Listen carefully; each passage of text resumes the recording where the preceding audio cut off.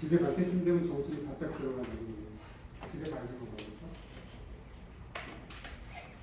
제가 여름이 특히 시작하고 있는데 거의 피곤한 졸음이 있습니다.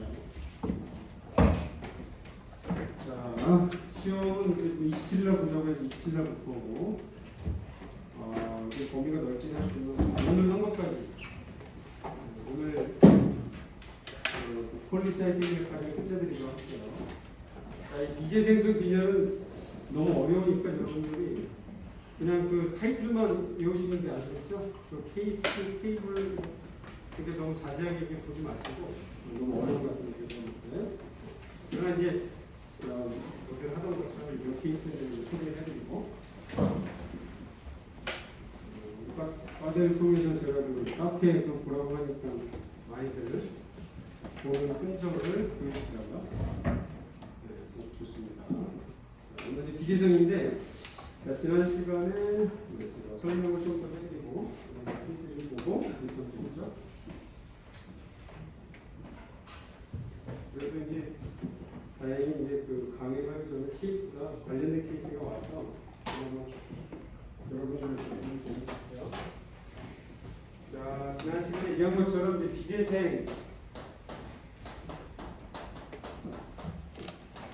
비재생 비녀는 다시 한번 말씀드리지만 수의사들도 되게 어려워하고 그러니까 이제 불치성의 경우가 많아요. 사실 우리가 이제 대부분 면역 매개성의 걸로 이제 선정을 해서 치료를 하지만 치료 반응이 없는 경우도 많고 그 치료를 위해서 검사를 위한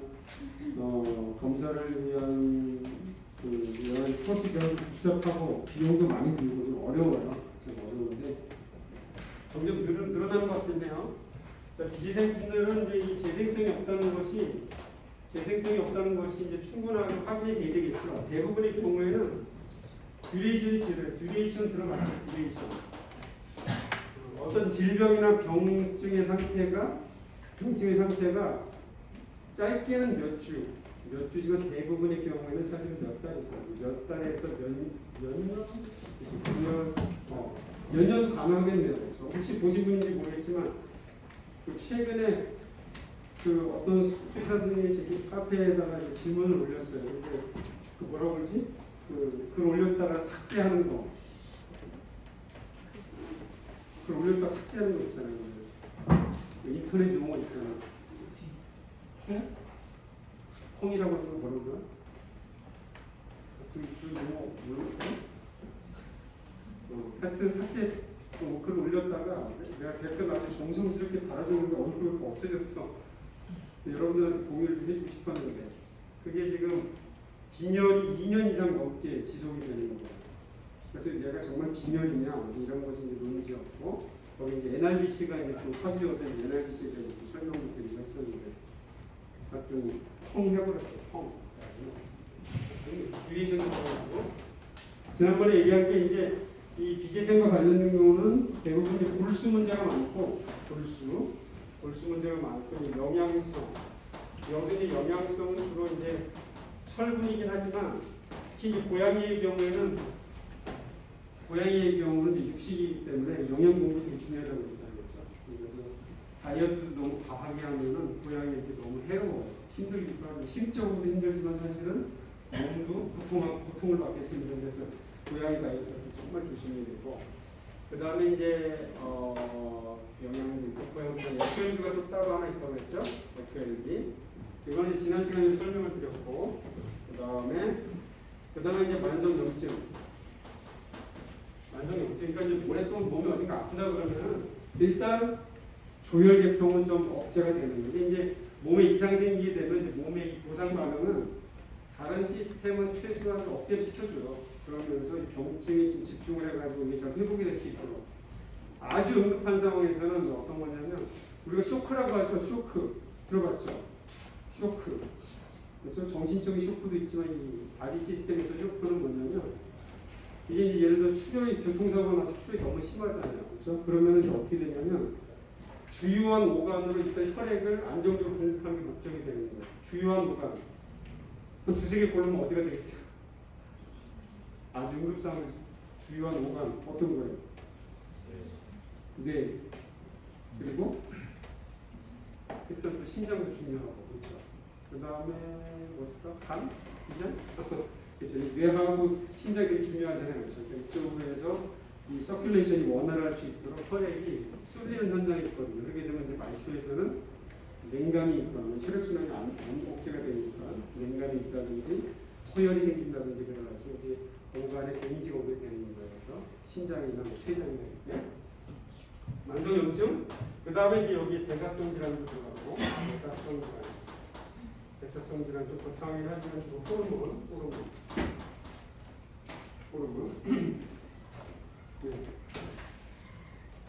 네. 그렇죠. 지난번에도 이제 이 대사성 질환에서 CKD 얘기 들었잖아요. CKD. 나이가 들면 이제 개와 고양이는 많은 경우에 거의 한 3분의 2 정도 개체에서는 대부분 이제 나이가 들면은 키드니에 문제가 생겨요. 키드니에 문제가 생겨가지고 키드니에서 만드는 그 조혈 호르몬이 뭐라고 했더라? 조혈 호르몬? 그렇죠? 에리스로포이에틴. 그렇죠? 에리스로포이에틴. 포이에틴 그러면 이제 만드는 물질이고 에리스로. 그렇죠? 그다음에 혈소판 조혈 그러면 트롬보포이에틴, 그렇죠? 루포포이에틴, 그렇죠? 뉴트로포이에틴 이런 식으로 겹칠 수 있겠죠. 에리스포이틴이 이제 키드니에서 만들기 때문에 키드니가 만성적으로 문제가 되면은 이 에리스포이틴 조혈에 문제가 생겨요. 그래서 이제 CKD 환자들은 이제 합성 에리스포이틴 제제를 투여를 하잖아요. 치료 방법 중에 하나가 들어봤죠? 네. 그래가지고 주로 이제 사람 제조합 에리스포이틴을 보통 투여를 해요. 왜냐면 사람에서 수요가 많으니까 가격이 저렴하거든요. 개 제조합 에리스포이틴도 있는데 당연히 쌀까요, 비쌀까요? 상당히 비싸가지고 아무래도 이제 수입 쪽은 이런 뭐 시약 가격이라든지 이런 치료제가 언뜻 생각해 보면은 세상에 개고양이가 많잖아요, 그렇죠? 그래서 사실은 사람만큼 만들 수는 없거든요. 사람만큼 여러분들이 아직 아파본 적이 없어서 병원에 가면 환자가 정말 많아요. 그러니까 약을 만들거나 뭐 시약을 만들어서 사람을 대상으로 하는데 아무래도 그렇죠? 단가 대비 뭐 이런 게 수지 타산이 많은 거예요. 그러니까 수입 쪽에서도 사람 시약, 약 뭐 등등을 많이 이렇게 사용을 하게 됩니다. 합성 에리스로포이틴을 이제 투여를 하게 돼요. 근데 이것이 이제 어떤 문제가 있냐? 사람 거예요. 사람 거. 그럼 당연히 어떤 문제가 생길까? 사람 에리스로포이틴이니까 면역 반응이 또 유발이 되겠죠. 그렇죠? 그래서 이제 어떤 문제가 생기냐면은 면역 반응을 사실 면역 반응은 뭐예요? 이게 이제 이물이니까 이거를 제거하기 위한 거잖아요. 그런데 어떤 선의의 또 피해자가 생기는 거예요. 뭐냐면 이 CKD 환자가 에리스포이틴을 완전히 셧다운한 건 아닐 거 아니에요. 그래도 좀 만들 거 아니에요, 그렇죠? 만드는데 이 사람 APO를 투여하게 되면 어떻게 되냐면 이때 만들어진 그 항체로 인해서 내가 만드는 에리스포이틴 공격을 받는 거예요. 내가 만든 에리스포이틴으로. 그래서 이제 문제가 되는 거예요. 그래서 이걸 이제 롱통으로 사용하기 좀 어렵고, 근데 실제 나중에 일로 흘러가면 좀 너무 이렇게 무분별하게 사용하는 게 좀 있긴 해요. 거기 CKD 환자들 몸은 키드니 커다란 강낭콩 모양이잖아요. 진짜. 근데 이제 만성이 되면 어떻게 되냐면 모든 오간들은 만성 염증이 있게 되면은 거의 공통적으로 뭐냐면 섬유화가 진행되면서 쪼글쪼글해져요. 쪼글쪼글. 뭐라고 해야 될까? 포도로 생각하면 되겠네요. 포도가 이제 정상적으로 포도는 그냥 구슬같이 탱글탱글하죠? 그런데 그 뭐가 있더라? 그 말려서 먹는 거. 건포도 어때요? 그렇죠? 부피도 작고 그러면 그때 부식하잖아요. 그렇죠? 그러니까 그런 식으로 되는 거예요. 파이브시스가 있으면 간도 마찬가지입니다. 간 경화가 되는 게 오히려 이제 섬유화가 되는 거죠. 섬유화가 되면 섬유세포가 증식을 하면서 수출하기 때문에 이게 이제 쭈글쭈글해져요. 그래서 이제 요즘 나온 게 뭐가 있냐면 에리스포이틴이 문제가 되니까 다베포이틴,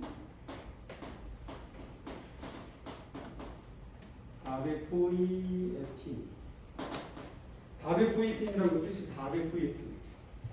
이게 어디서 나온 이름인지 모르겠는데 다베포이틴이라고 해가지고 에리스포이틴의 부작용을 좀 최소화한 이런 이제 또 바네포이트 이건 이제 막 내과에서도 아마 이제 한번 들어볼 거예요.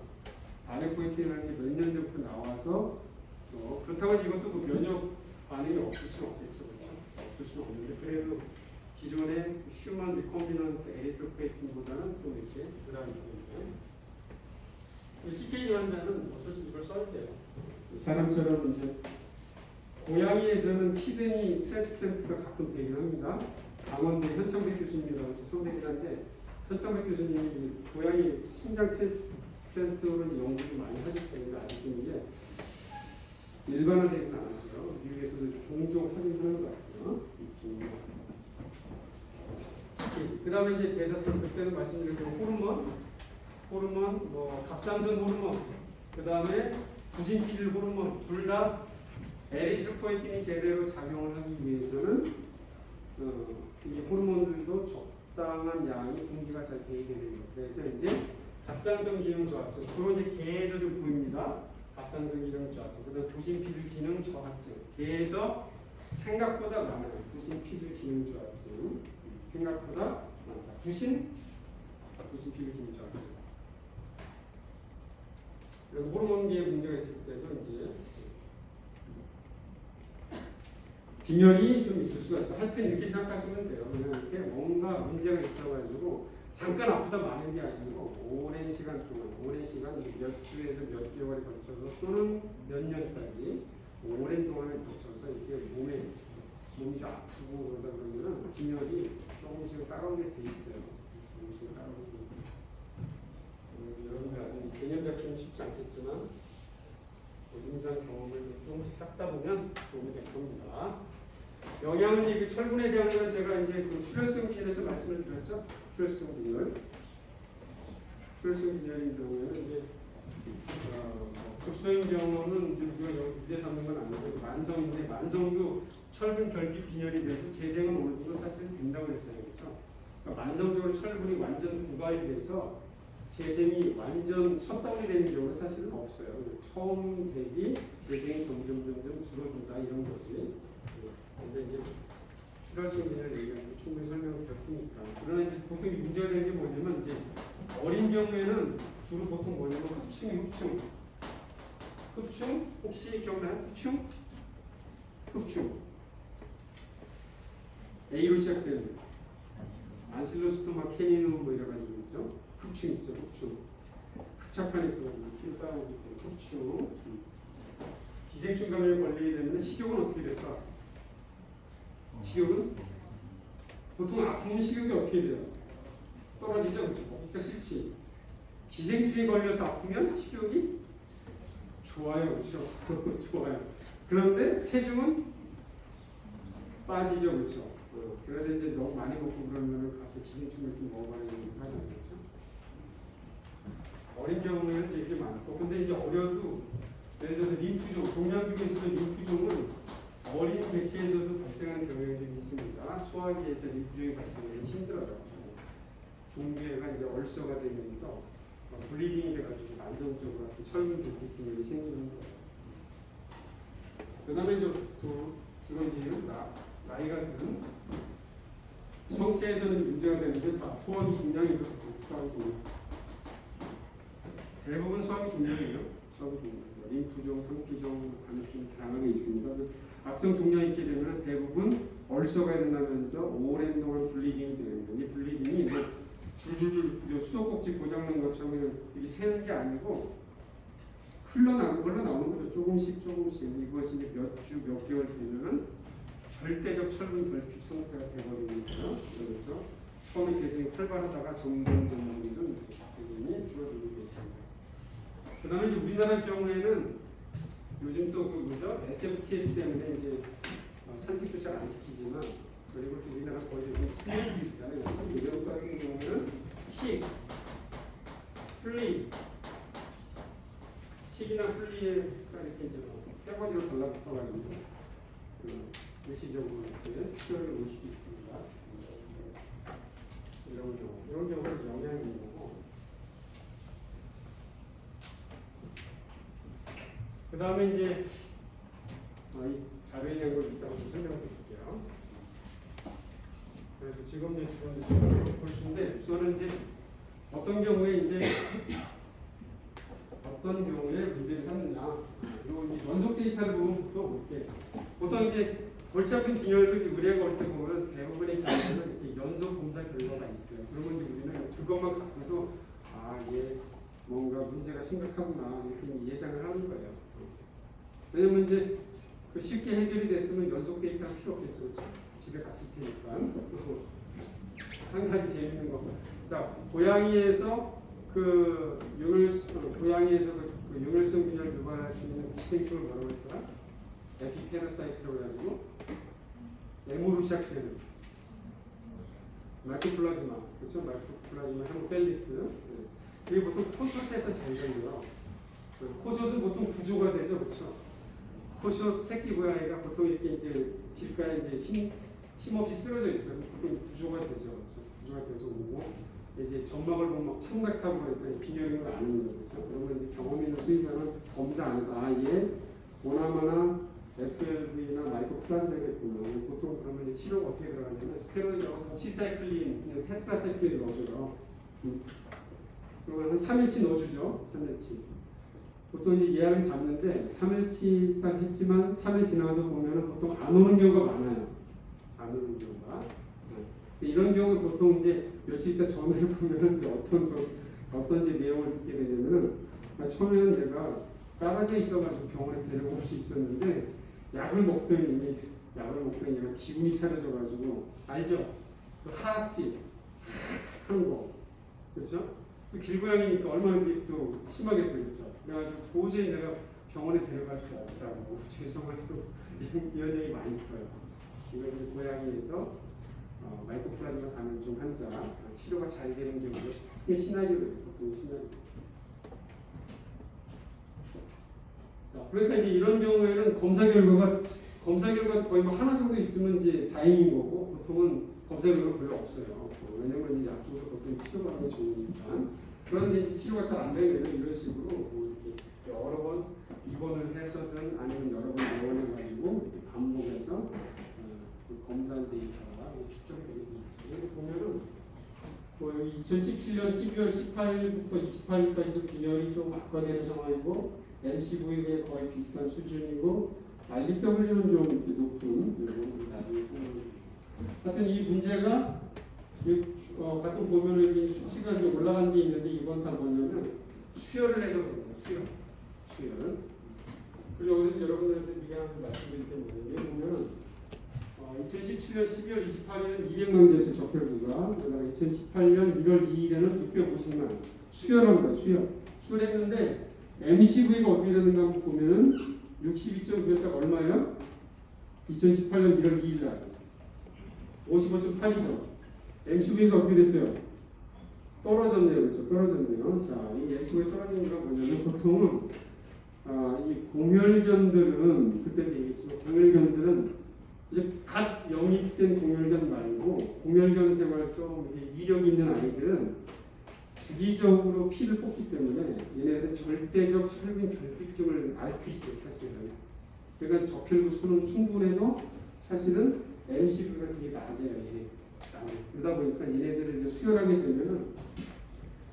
되면 원래 환자하고 섞이면서 MCV가 보통은 떨어지게 돼 있어요. 아시겠죠? 떨어지게 되니까.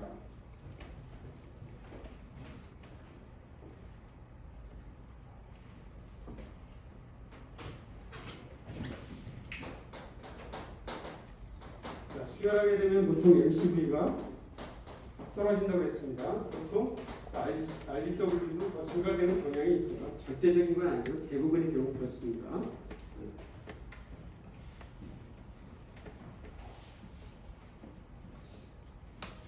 예전에 이제 어떤 병원에서 수의사가 얘기하는데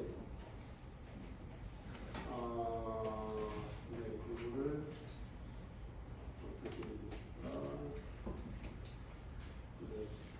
얘기하겠지만 미리 얘기를 드리면 이 영양 중에서 이제 하나 관련된 게 뭐가 있냐면은 비타민 B12 요즘 비타민 많이 먹죠? 비타민 B12 뭐더라? 이름하여 비타민 B12 C 시작되는 거 코발라민, 그렇죠? 코발라민. 그 다음에 같이 싸는 들어가는 것도 엽산, 폴리에시드, 그렇죠? 이 두 가지가 이제 바이타민이잖아요, 그렇죠? 그러니까 주로 이제 유사분열과 관련돼서 되게 중요한 역할을 하는 미네랄인데 사람에서는 요 비타민 B12 혹시 비타민 B12 흡수에 중요한 오간이 어딘지 아세요? 생리 시간에 들었을 수도 있고 안 들었을 수도 있고 사람 얘기니까 그렇죠? 개고양이는 좀 달라서 그게 이제 뭐냐면 그 위에서 사람에서는 위에서 그 인트린직 팩터라는 게 분비가 되죠.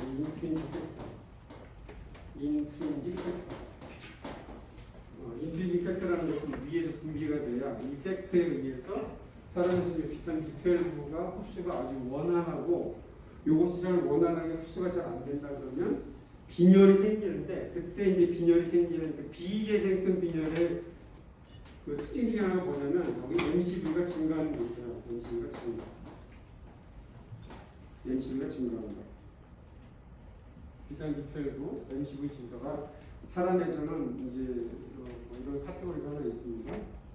근데 결론적으로 말씀드리면 개에서는 일단 비타민 B12 결핍이 발생하는 경우도 매우 드물고 이따가 이제 하나 좀 말씀드리겠지만 선천적으로 흡수 장애가 있어가지고 비타민 B12가 결핍되는 경우는 있지만 비타민 B12가 결핍되더라도 개나 고양이에서는 MCV가 증가가 되는 패턴의 빈혈은 거의 나타나지 않는다. 이게 일단 말씀드리고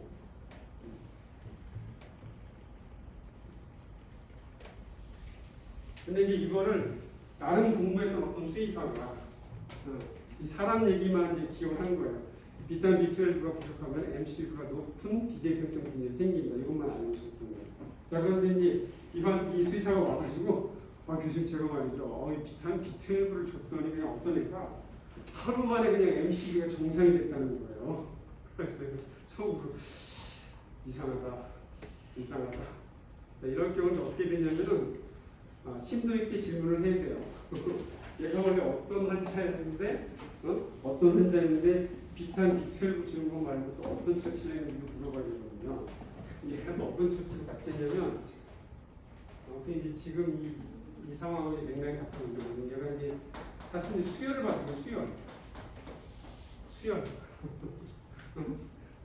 수혈을 받았고 수혈하면서 비타민 B12를 같이 공급을 했다고 하더라고요. 하루 만에 MCV가 정상으로 떨어졌다는 거예요. 하루 만에.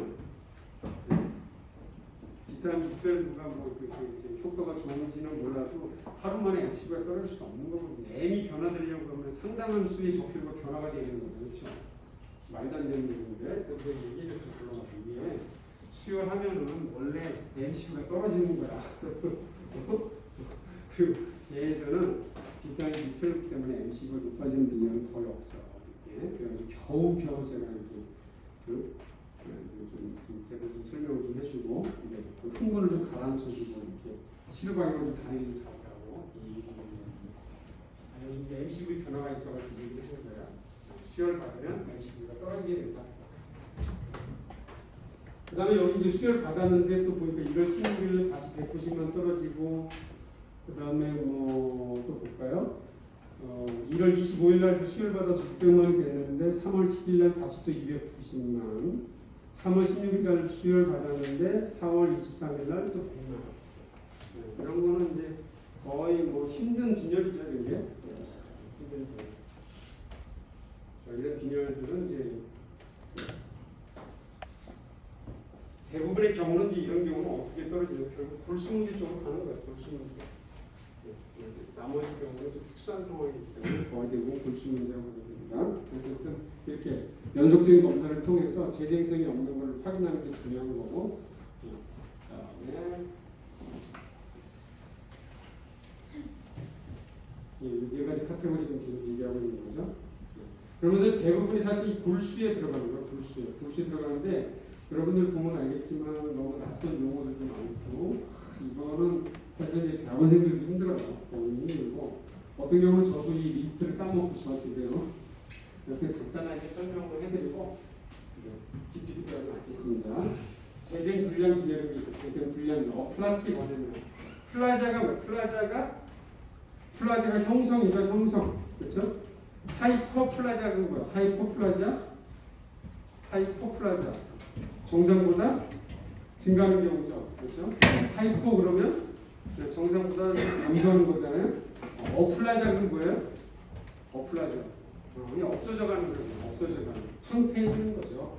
이런 경우는 보통 이제 적혈구에만 문제가 되는 게 아니고 모든 혈구세포들, 그러니까 백혈구, 적혈구, 혈소판 모든 혈구세포들이 다 형성이 저하가 되고는 원인은 잘 몰라요. 물론 알려져 있는 원인도 있지만 특별성도 있고. 백혈병은 쉽게 말씀드리면 그때도 말씀드렸던 거죠. 백혈병은 뭐냐면 시작이 골수잖아요, 골수. 그렇죠? 여기 본메로셀이 있었는데 여기에 종양세포가 계속 증식하게 되면 어떻게 되겠어요? 메로셀들이 갈 데가 없잖아요. 그렇죠? 이런 경우 어떻게 되냐면 보통 프레셔 일반적으로는 프레셔 네크로시스라는 게 생기는 거예요. 프레셔 네크로시스. 왜냐하면 메로셀들은 물론 이제 아주 응급한 상황에서 얘네들이 비장구 이사를 가거나 피부로 이상하거나 아니면 흉곽이나 복강으로 이사를 가거나 그래요. 정 어쩔 수 없는 경우 그런 경우도 있습니다. 그래서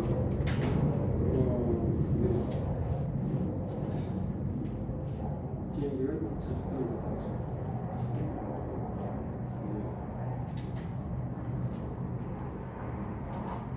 아고대 같은데요? 이거 왜 이렇게 뜨는지 알죠? 저쪽에서 뜨면 여기서 떠야 되는 거예요. 비행기. 이거 어떻게 될지 모르잖아요. 그렇죠? 그 다음에 이제 우리가 보는 게 저쪽 USA 것도 또 뜨기도 하고 그래요. 불특정 어디 뜨는 경우도 있고. 일반적으로 저기서 한 대 뜨면 여기서 한 대 뜨는 거예요. 필요시 붙어야 되니까. 힘의 균형을 주기 위해서. 그런 사실이죠. 제가 이걸 어떻게 하냐면 제가 이제 그 서울대는 수의대가 예전에 수원에 있었거든요. 수원도 거의 평택 비행장에서 이륙하면은 이륙 코스에 이렇게 이제 학교가 있었던 거니까 거의 수업 시간에 한 30분 계속 비행기 소리 들어있고 그때 이거 제가 난청이 생긴 게 아니라 모르겠는데 골수세포들이 여기서 골수를 떠나면 안 되잖아요. 그치 얘네들은. 근데 여 골수각 내에서 종양세포 계속 증식하게 되면 갈 데가 없잖아요. 그렇죠? 얘네들에 의해서 프레스 네크로시스 압박괴사가 생기는 거예요. 얘네들. 압박괴사. 그 다음에 이 종양세포가 얼마나 고약하냐면 일단은 뉴트리션 종양세포도 살으려고 하면 먹고 살아야 될 거 아니에요. 그렇죠?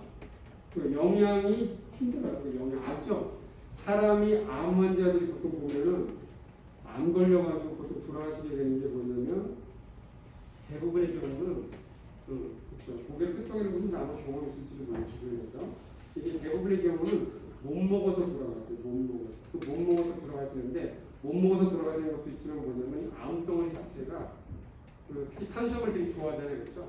몸에 있는 영양분들을 다 빨아들인다고 생각하시면 돼요. 그러면 말라가고 악액질 상태로 되어 있는 건 많아요.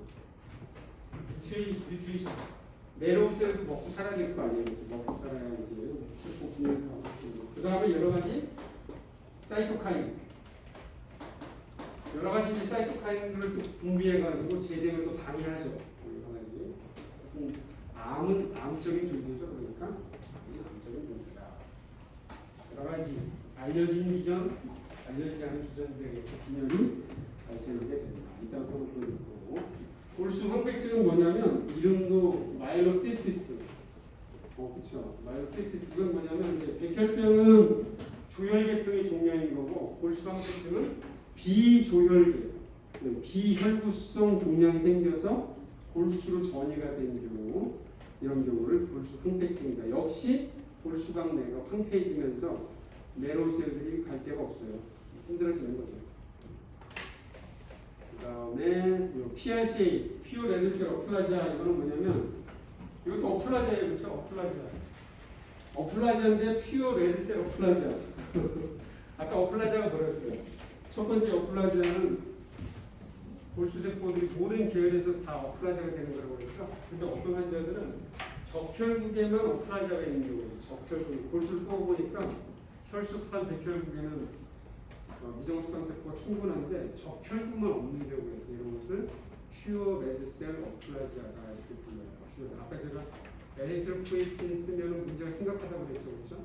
에리스로포이틴의 문제 중에 하나는 세컨더리 PRC가 유발되기 때문에 그래서 요즘 다레포이틴 많이 쓰는데 아마 뭐 다레포이틴 결국은 문제가 되겠죠.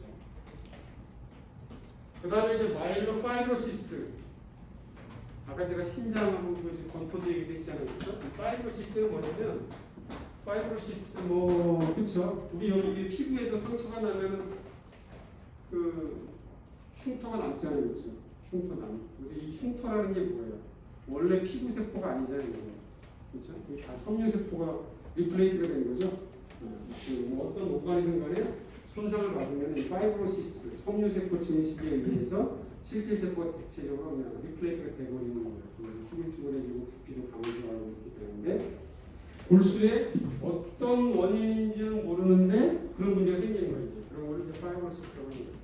어떤 원인에 자극돼서 그런지 모르지만 골수의 섬유세포가 비정상적으로 증식이 되면서 실제세포가 갈 데가 없어요. 이렇게 되는 거. 이것도 역시 프라이머리도 있고 세컨더리도 있고 이런 거예요. 프라이머리, 세컨더리 있는데 프라이머리는 좀 드물긴 하지만 있어요. 그 다음에 세컨더리는 뭐냐면 이 IMHA에서는 제가 그동안 설명드린 건 재생이 되는 거예요? 안 되는 거예요? 대부분 그동안 설명드린 거는 재생되는 것만 보여드렸죠? IMHA로 추정은 되는데 재생이 안 되는 경우도 있어요. 안 되는 경우. 재생이 안 되는 경우는 세컨데리하게 골수에서 섬유증이 오고 그래요.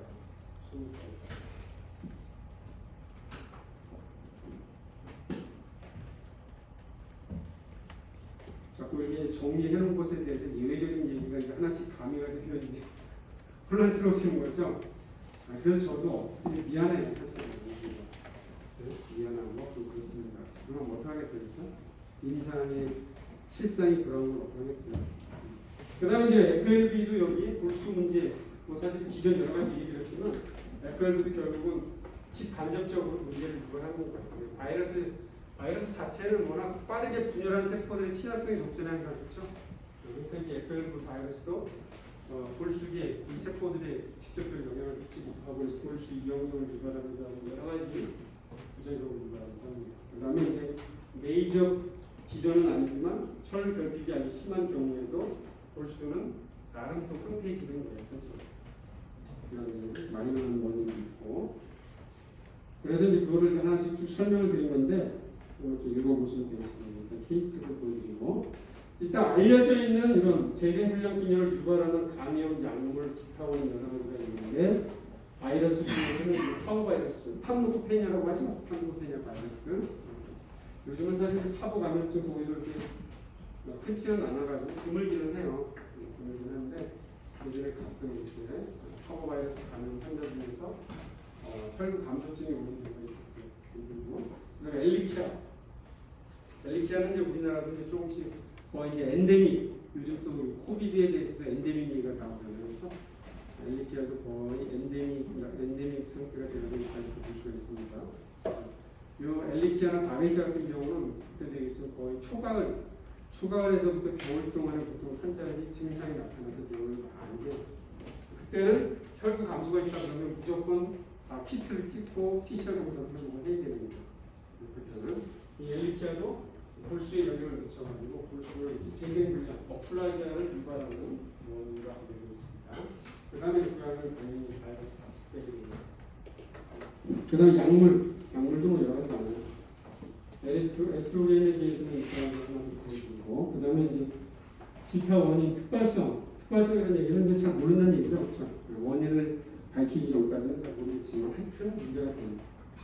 그 다음에 면역매개성이라고 추정하는, 아까 제가 면역매개성이 재생만 되는 게 아니고 재생이 안 되는 경우도 있어요. 재생이 안 되는데 이 면역매개성 여기서는 지금 이제 어플라잖아요, 그렇죠? 어플라자. 면역매개성 판사이토페니아가 있어요. 면역매개성 판사이토페니아. 면역매개성 판사이토페니아. 그런 건 면역매개에 의해서 전 세포계가 다 이렇게 하이퍼플라자가 되면서 거의 어플라자 상태로 가요.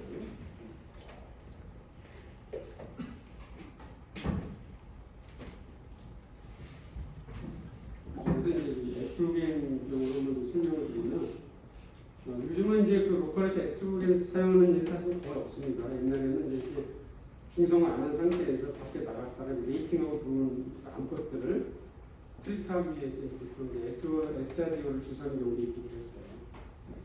이 케이스가 바로 그 케이스였어요. 여기 보시면 날짜가 2000년 12월 28일 제가 제일 받은 환자인데 얘가 이제 중성화 안 한 암컷이었습니다.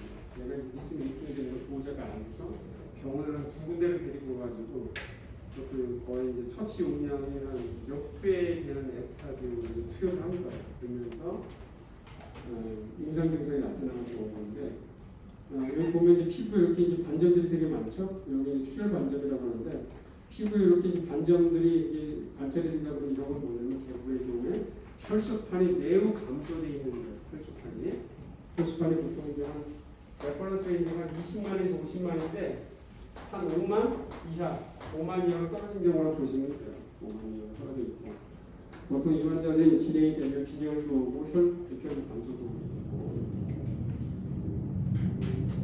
결국은 죽었어요. 고전적인 케이스죠. 그 다음에 이제 두 번째 경우에는 자, 이걸 보면 이 사진을 보면 얘가 암컷일까요? 수컷일까요? 이 사진 암컷, 수컷? 이 사진 여기 사진을 보세요. 거기도 있나? 이 암컷일까? 수컷일까? 사진을 봤을 때 사진 봤을 때 암컷 같아요? 수컷 같아요?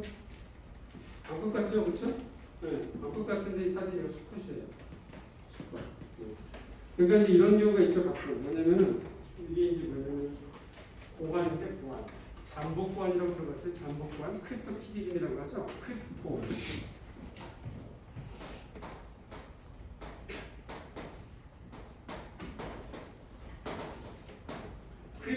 크립토. 장유모 얘기할 때 크립토 얘기하죠. 크립토. 그러고 보니까 또 뭐 균체 이름에도 크립토코쿠스 뭐 이런 것도 있는 거죠. 크립토라는 얘기가 이제 숨기다 뭐 이런 의미잖아요. 그렇죠? 키디즘. 잠복관인데 잠복관이 안 내려오고 복강에 있거나 아니면 서해부에 걸쳐 있는 경우죠. 네. 잠복관인 경우에는 처음에는 위축이 되다가 나이가 들면 얘네들은 대부분의 경우에 다 종양화가 되거든요. 잠복관. 자, 그런데 여기서 여러분들 제 얘기를 들을 때 조사까지 기억을 하셔야 돼요. 조사 빼고 뭐 단어들만 기억하지 마시고, 그렇죠? 키워드로만 기억하지 마시고 조사까지 기억을 하셔야 됩니다. 네. 자, 대부분은 잠복관이 되는데 아주 극히 일부. 이 잠복관이 종양화되는 경우에 잠복관이 종양화되는 경우 거의 대부분 사실은 크기는 커도 임상 증상은 거의 없어요. 문제될 게 없어요. 양성이기 때문에 비대기가. 그런데 극히 일부에서 이 잠복관에서 뭐가 분비가 되냐면 에스트로겐이 분비가 돼요. 수컷인데도 불구하고 에스트로겐이 이제 비정상적으로 분비가 돼가지고 아까 좀 전에 그 케이스처럼 에스트로겐 많이 맞아가지고 판사이토페니아 왔던 그 환자처럼 수컷인데도 불구하고 여성화 증후군이라고 해서 이렇게 히트가 커지고 뭐 여러 가지가 좀 있습니다. 뭐 피부 얇아지고 뭐 마운팅도 하고 수컷이니까 마운팅도 하고 여러 가지 이렇게 암컷 징후가 나타나는 게 있고 그러면서 이 혈구 쪽에서는 어떤 문제가 생기면 이렇게 검혈구 광고가 나타나는 거예요. 에스타디올이 골수에 아주 독소에 강합니다. 그래서 이렇게 재생분장이 나타나는 경우가 드물게 있다. 드물게 있다.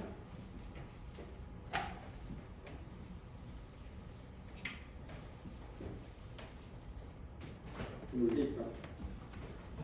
그 다음에 이 PRCA, 아까 말씀드렸죠?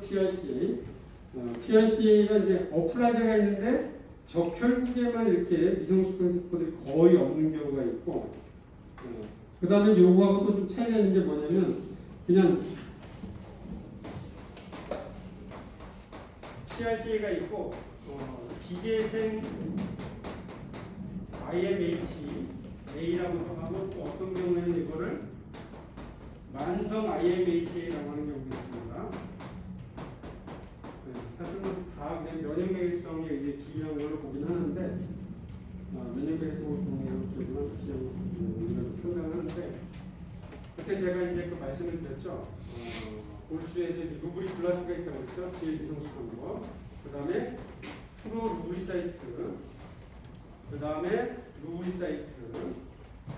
그 다음에 메타 루브리 사이트. 색이 이제 뭉치되는 거야. 그 다음에 폴리크로마토필, 그 다음에 정상. 이렇게 된다고 했죠. PRC는 뭐냐면, PRC는 전 계열이 다 감소하는 거야. 아시겠죠? PRC는 전 계열이 다 감소하는 거. 그 다음에 이 기계생 IMHA나 만성 IMH는 뭐냐면 전 계열이 감소하는 게 아니에요. 특정 부분에서 보통 이제 우리가 영어로 어레스트가 있잖아. 어레스트.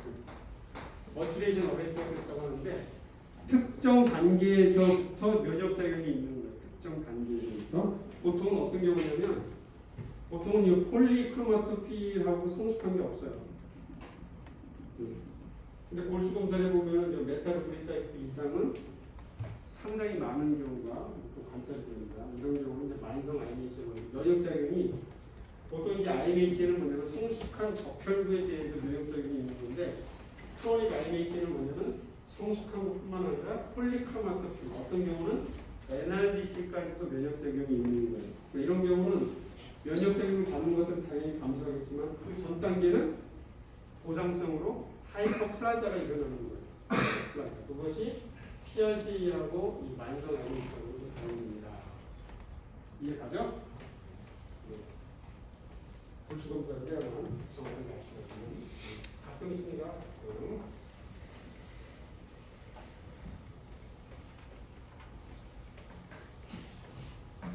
보통은 인상적인 수업 들으면서 이 빈혈 쪽을 들으면서 보통 의지가 꺾여가지고 인상적인 아무나 공부하는 게 아니고 이렇게 생각을 하는데 너무 기죽지 마시고 여러분들 다 할 수 있는 겁니다.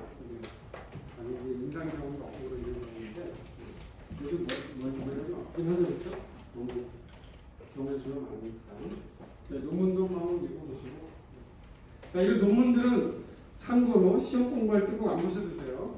논문은 제가 논문의 내용을 가지고 시험에 지문을 내거나 이런 건 없습니다. 그냥 참고를 위해서 여러분들 시험을 하랍니다. 세컨데리 PRCA는 아까 제가 여기 휴먼 그렇죠? 제조업 에리스로포이틴 치료할 때 세컨데리하게 나타날 수 있다고 그랬죠? 근데 알려져 있는 거는 배파고나 FLB에서도 PRCA가 유발될 수도 있다. FLB는 그렇죠? 그 다음에 이 논문을 보시면 여기 보면 여기 그렇죠. 크로닉 레날 필러가 있는 19마리 그렇죠? 19마리하고 그 다음에 크로닉 레날 필러가 있는데 6마리가 여기 리포미넌트 휴먼 에리스로포이틴 인듀스드 이게 뭐냐면은 제가 이 에리스로포이틴이 사람 제조업도 있지만 개 제조업도 있다고 그랬죠? 이게 이 논문은 뭐냐면 개 제조업 에리스로포이틴을 가지고서 CKD 환자를 한번 치료해 본 거예요. 치료 효과가 당연히 아무래도 사람 제조업 에리스로포이틴보다 좀 더 있긴 하겠죠. 그러나 이제 필드에서 문제는 뭐냐면 약을 구하기가 어렵다. 약이 비싸니까. 그렇죠? 그런 문제가 있다. 백혈병, 백혈병 케이스로 보여드리지만 백혈병 꽤 있습니다. 생각보다 많아요. 특히 고양이 백혈병이 꽤 많아요. 백혈병.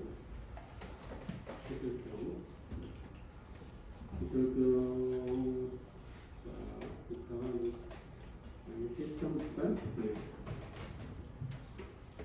자, 쉘티라고 하는 쉘티견 10살 이렇게 병원했는데 빈혈이 10%, RBC 680만 개, 연시도 68, 재생이 레티큘로사이트 0.2%, 압솔루트 절대치료도 상당히 감소하고 이 환자가 이제 재생이 안 되니까 그러면 이제 재생이 안 되는 원인을 저 카테고리를 준해가지고 하나씩 다 접근해가야 되는 거죠. 임상 소격이 보여요.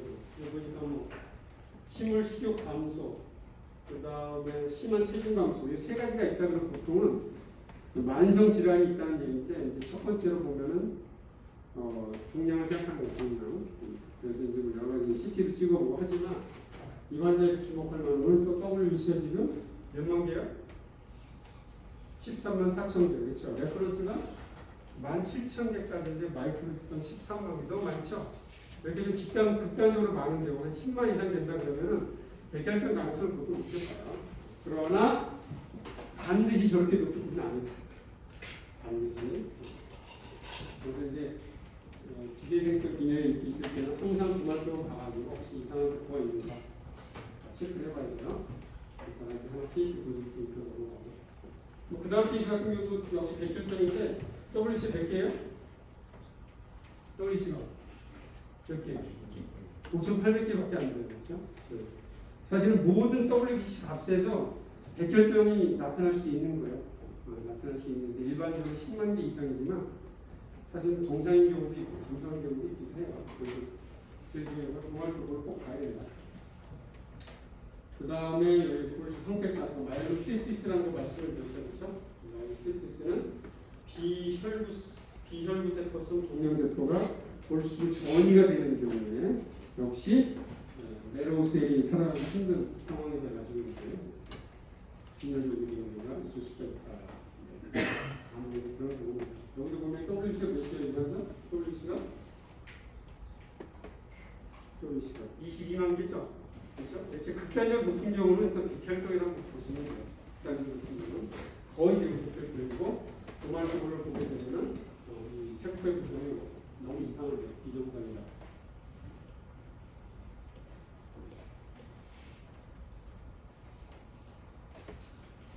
그 다음에 이제 뭐 조직구라는 거 여러분들이 조직구들어 봤죠? 조직구.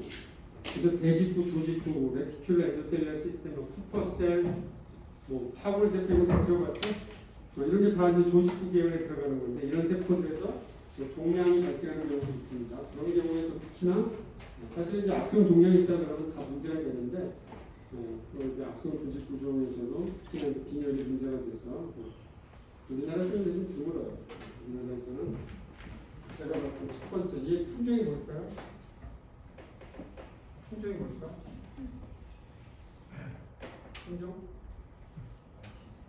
말티즈겠죠?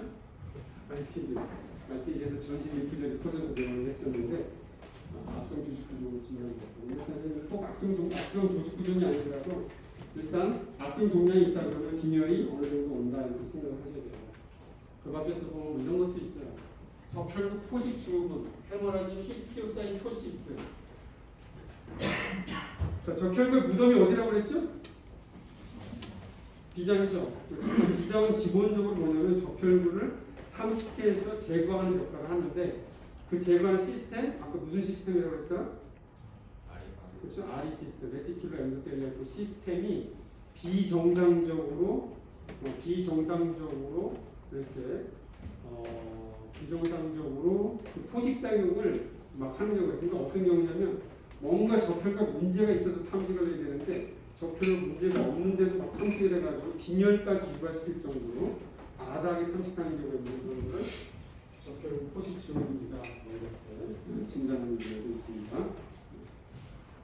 참 별의별 질병들이 다 있어요. 그래서 이제 조직 검사를 해야 정확히 알 수 있는 거고. 이런 논문에서 논문을 보시면은 1996년에 이렇게 레포트가 5케이스가 레포트되어 있는 거예요. 그렇죠? 여기도 이제 한번 보시면은 어떻게 진단이 되냐면 감염증 다 배제가 되는데 특히 파복 배제가 되고 고양이는 FLB 배제가 되고 그렇죠? 그 다음에 최대한 다 해가지고 볼수 검사도 하고 이렇게 했는데 결과적으로는 진단이 되고 드문 경우죠. 드문 경우 사진들을 다 보면은 특별 사진에도 그렇죠. 이런 게 비정상적으로 활성화된 조직구 세포들이에요. 혈구를 탐식하고 있는 이거는 제가 고양이에서 발견했던 건데 이 사진 설명을 좀 드리고 이게 뭐냐면 말초에서 보이지 않는 이게 조직구의 조직구인데 세포들의 정상 혈구를 많이 탐식하는 거예요. 정상 혈구들 적혈구만 있는 게 아니고 이 가운데 사진 보면 약간 이제 보라색도 있죠? 이 보라색은 무슨 세포일까요? 이거? 동그랗고 가운데 보라색 발이 있는 세포로 볼까요? 혈구 중에서 원형인데 가운데 보라색 발이 있는 거. 크기가 작잖아요. 적혈구만 하죠? 보라색 발이 응고에 관련된 혈수판 탐식하고 있습니다. 세 번째는 철수탄, 탐수탄 뭐. 그 다음에 이렇게 예전에